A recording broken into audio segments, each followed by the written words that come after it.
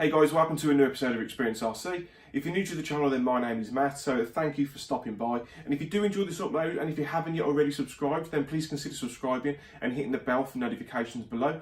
And I'm going to go into some details now as to why, after only one bash with my brand new UDR, I already have a love-hate relationship with it.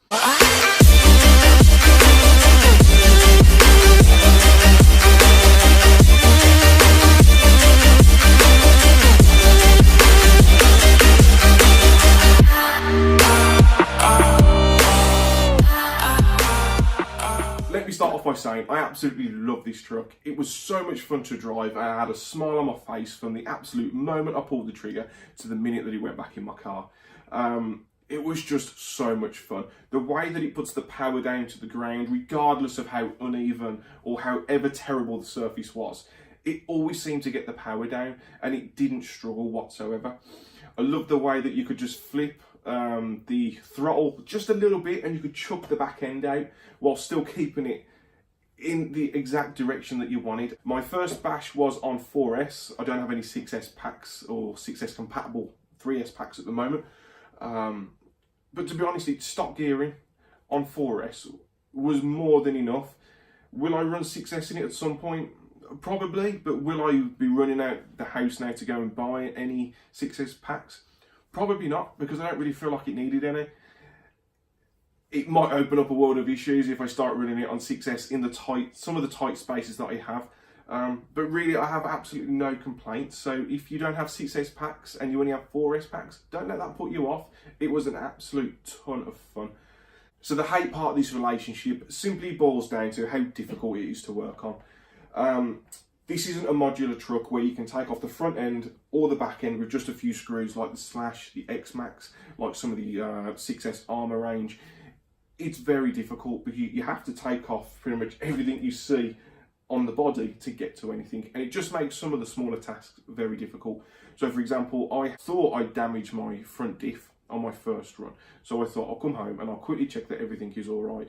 And then I realised I have to take off the whole body, I have to take out the drivers, I have to take out the roof, the cage cross section in the top.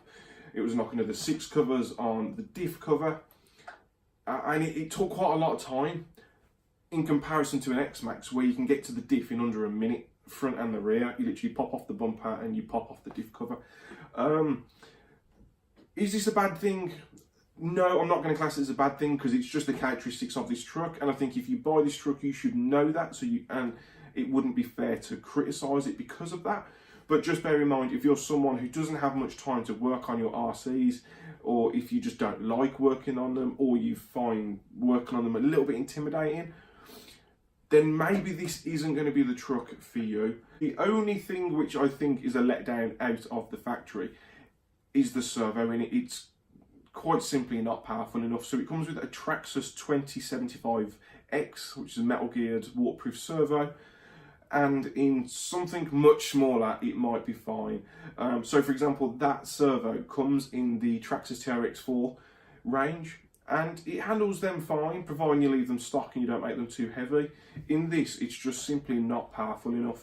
It only has, I think, just under 130 ounces of torque, and it's just not powerful enough. This truck is huge. You need a bigger servo in it.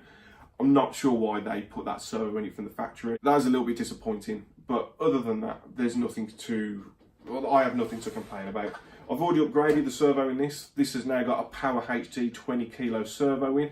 They are incredibly cheap at the moment. I actually picked one up for about £17, which may be about $20, but an absolute steal for a waterproof 20 kilo metal gear servo.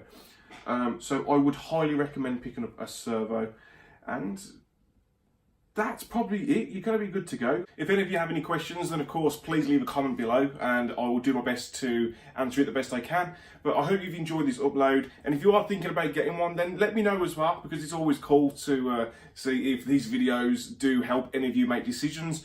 But I hope you've enjoyed this upload, and if you have, then please give me a thumbs up. If you haven't already, then please subscribe, hit the bell for notifications, and we'll see you all on the next episode of Experience RC.